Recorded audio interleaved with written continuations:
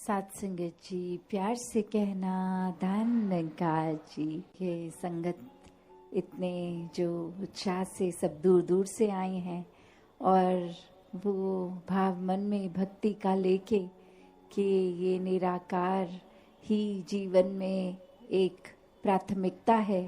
ये परमात्मा चाहे हम किस नाम से भी संबोधित करें, जहाँ जैसे मन में विश्वास आस्था है उस हिसाब से एक धारणाएं जो भी हमेशा ने संतों ने यही समझाया कि ये परमात्मा के ऊपर जीवन को केंद्रित अगर रखना है तो सबसे पहले इस परमात्मा को जानना होगा, इसको देखना होगा हर समय। फिर जब तक सांसें हैं हर समय इसको अपने साक्षात ही देखकर जीवन जीना भक्ति है। और इस भक्ति को अगर तो हम अपनी इच्छाओं पे केंद्रित रखेंगे कि परमात्मा को बस इसलिए ही पूजेंगे क्योंकि परमात्मा ने हमारी सब इच्छाओं को पूरा करना है, तो वाकई में ये भक्ति तो नहीं है। फिर ये बहुत ही स्वार्थ के ऊपर आधारित है। जैसे हमने श्रेणियां भी भक्ति में सुनी हैं कि अर्थार्थी, जिज्ञासु और ज्ञानी। तो बात क्या है कि ये पहले जो दो श्रेणियां हैं इसमें वह या भय के कारण भक्ति हो रही है या इच्छाओं के कारण, तो ऐसी श्रेणियों को एक उचित भक्त की श्रेणी नहीं कहा गया। ये फिर अवस्था जो जिज्ञासु की है कि ये जानने का मन में एक बहुत ही जिज्ञासा कि हम हैं क्या, ये सिर्फ शरीर तो नहीं है, शरीर तो कुछ समय तक का ही। जैसे आज सत्संग में भी सुन रहे थे कि ये परमात्मा से ही उत्पन्न हुआ, ये आत्मा को कुछ सालों के लिए शरीर दिए गए और शरीर बदलते बदलते जब ये मनुष्य के शरीर में आने में फिर वो बात कि जब तक ये श्वासें हैं तब तक ही इस परमात्मा को जाना जा सकता है। और कैसे फिर ये जीते जी ही ब्रह्म ज्ञान लेके जीवन मुक्त होना है, ताकि जीते जी ही मुक्ति हो जाए, जीते जी ही इस परमात्मा के अंदर रहें, हर समय रहें, कामकाज अपने सारे करते हुए अपनी किसी भी रिस्पॉन्सिबिलिटी से पीछे ना भागते हुए। तो वो भक्तिमय जीवन है जब हर सांस में परमात्मा का एहसास हो, हर सांस में इसी के अंदर रह रहे हैं, ये विश्वास हो। ये भक्ति फिर इच्छाओं से उठकर ये जिज्ञासिक अवस्था से कि अपनी पहचान करनी है, तो ब्रह्म ज्ञान द्वारा ही वो संभव है। और फिर ब्रह्म ज्ञान को जीना है, क्योंकि सिर्फ ब्रह्म ज्ञान लेने से ही मुक्ति हो ये तब तक पॉसिबल नहीं जब तक ब्रह्म ज्ञान को जिए नहीं जीवन में। तो ये ज्ञानी अवस्था भक्त की जो श्रेष्ठ अवस्था कही गई है, तो ऐसे ही ज्ञानी होना हर एक के लिए संभव है। और एक ज्ञानी अवस्था आने के लिए सिर्फ और सिर्फ जो त्याग करना है वो अहंकार का, अपने आप के होने का, तभी इस परमात्मा में एकमिक हो पाएंगे। वरना तो ये अहंकार अगर मन में टिका है तो निराकार मन में नहीं टिक सकता। तो ये परमात्मा को जितना ही मन में हम बसाएंगे उतने ही हमारे अवगुण दूर होते जाएंगे। वरना तो अहंकार में रहेंगे तो यही सोच चलेगी कि हमसे श्रेष्ठ कोई नहीं है, एक हमारे जैसा बल किसी में नहीं है। हमारी सोच, हमारी बुद्धि कोई भी छोटा सा काम करके अपने आप को ही मन ये सर्वश्रेष्ठ मान लेता है। तो फिर ऐसे अहंकार में रहेंगे तो इस परमात्मा की बनाई हुई रचना, जो चाहे मानव रूप में भी कितने अलग अलग हैं, कहीं भी निवास करते हों, अलग अलग जगहों पे, अलग अलग कल्चर पे, तो एक नफरत के कारण वो बन जाते हैं कि इनका खाना पीना रहना हमारे जैसा नहीं है, तो ये प्यारे नहीं हैं, हम श्रेष्ठ हैं। तो ऐसे और अनेक और भी भाव आ जाते हैं, चाहे वो जाति पाति का आधार बना लेता है कोई, या और कोई भी कारण बना लेता है नफरत करने का। पर बात तो वही कि जब परमात्मा से प्यार हो जाता है तो इसके बनाए सब बंदों में यही परमात्मा दिखता है, और फिर वो भेदभाव खत्म हो जाता है। सिर्फ प्यार खुद बनकर ये प्यार आगे बांटने का काम होता है। कैसे फिर हर एक में ये जो हम बार बार सुकून की बात आज सत्संग में सुन रहे थे, तो वही बात है कि जब अंधकार का एक धुआं छटेगा तो ही सुकून का सवेरा सामने है। तो ऐसा नहीं है कि सुकून नहीं है, बस ये सुकून की रोशनी से हम दूर तब तक है जब तक अंधकार मन में है, और ये अंधकार और किसी का नहीं, हमारे खुद का ही बनाया हुआ है। हमारी ही अपनी सोच है जो गिरावट की ओर लेकर जाती है, वरना तो परमात्मा हमेशा साक्षात हर समय सामने था, है और रहेगा। और ये सिर्फ हम ही हैं जो सूरज की रोशनी होते हुए भी आंखें बंद कर रहे हैं और सत्य मान ही नहीं रहे हैं कि ये रोशनी है। तो ये दिन रात की अगर बात है तो वो फिर भी अगर फिजिकली देखे तो अभी सुबह है, कुछ घंटों में रात हो जाएगी। ये रोशनी और अंधेरे की बात, ये फिर भी कभी सत्य असत्य हो सकती है, पर ये हमेशा का सत्य, ये परमात्मा, ये ही जो कोई परिस्थिति के साथ बदलता नहीं है, कभी ज़्यादा या कम नहीं होता। ये अपनी जगह पे शुरू से कायम दायम है, अभी भी है, पहले भी और आगे भी।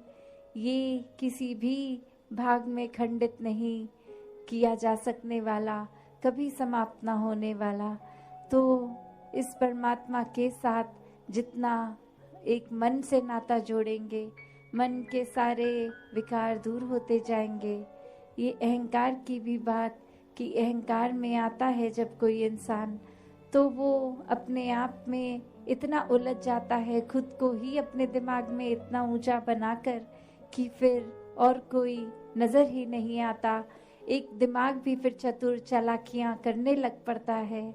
जैसे एक उदाहरण, एक कहानी रूप सभी ने बहुत बार सुनी होगी, तो वही कहानी का भी दासी अब आधार लेगी कि एक इंसान जहाँ बहुत ही कला में समर्थ था, एक बिल्कुल ऐसी मूर्ति बनाता था कि लगता था बिल्कुल असली है, और उस इंसान ने बहुत लोगों से कर्जा ले लिया और अब चुकता नहीं हो पा रहा था। और फिर उसको पता था कि एक तिथि के दिन वो कर्जदार जिसका है उसने आके पैसे मांग लेने हैं, तो बहुत दिन पहले ही अपनी ही आकार की इतनी सारी मूर्तियां बना ली जो बिल्कुल हूबहू उसी की तरह। और जब वो कर्जा लेने के लिए आए वापस अपना मांगने, तो एक जैसे व्यक्ति इतने सारे एक कमरे में देखे, तो बात वही कि वो खुद भी मूर्ति की तरह एक स्थिर होके एक जगह खड़ा हो गया, एक पोज बना के, और बाकी मूर्तियां तो वैसे ही अजीवित, वैसे ही अपनी एक ही आकार में। तो अब वो इंसान जो अपने पैसे लेने आया, वो देख के इतना शक कि अब मैं लूं भी तो किससे, और एक एक को छूकर हिलाकर बात करूंगा तो समय भी इतना लग जाएगा, तो इतनी सारी मूर्तियों में कैसे मैं असली को पहचानूं। और सभी इतनी असली लग रही कि पता ही नहीं कि कौन असली है कौन नकली है। इतनी सही एक्यूरेट वो मूर्ति बन गई। और अब वो इंसान कुछ सोचता है कि आज तो पैसे लेने ही हैं, तो एक तरकीब निकाली जाए। तो वो सारी मूर्तियों की ओर देखकर कहता है कि बहुत ही सुंदर है, ये इतनी कला इतनी अच्छी, ये सब इतना अच्छा, पर बस एक कमी रह गई है जो हर मूर्ति और असली इंसान में फर्क दिख रहा है मुझे। मैंने एक ढूंढ लिया है इतनी मूर्तियों के बीच में वो सही इंसान, सिर्फ एक कमी की वजह से। और वहाँ वो मूर्तिकार उस समय सिर्फ इतना ही उसके अहंकार पर ठेस पहुंची कि ये कौन मेरी कमियां निकालने आ गया है।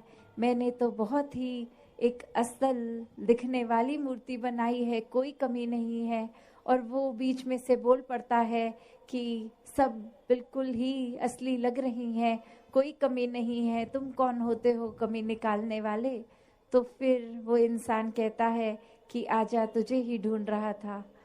तो कैसे ये भाव मन के कि ये बात इंसान जहाँ अपने आप को अहंकार के कारण इतना ऊंचा मान लेता है कि फिर एक अपने आप को इतना संपन्न मानते हुए दिमाग से कितनी चतुर चालाकियां भी कर लेता है, पर वही अहंकार है जो उसको डूबा ले जाता है, वो वहीं खत्म हो जाता है इंसान।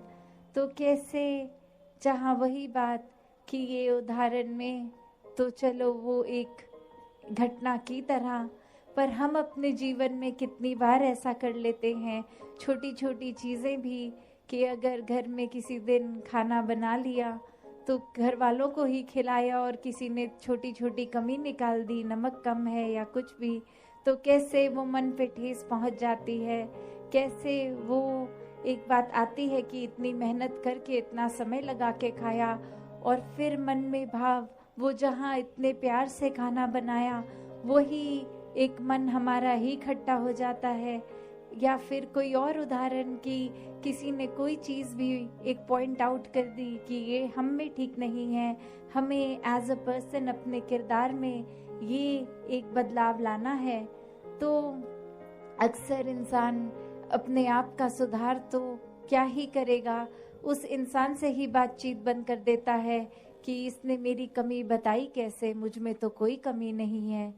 तो ऐसा ये जो हर दिन हम जीते हैं वो एक सिर्फ कोई एक घटना नहीं, ये सूक्ष्म अहंकार धीरे धीरे हमारे अंदर इस तरह आता है कि फिर वो इतना प्रबल रूप ले लेता है, हमें पता ही नहीं चलता। तो संतों ने हमेशा से चेतन किया है, ये चेतावनी दी है कि जीवन को मानवीय गुणों से जीना है, समर्पित भाव हो के दिल में एक अहंकार का वास ना करते हुए प्यार को ही बस मन में बसा के जीना है।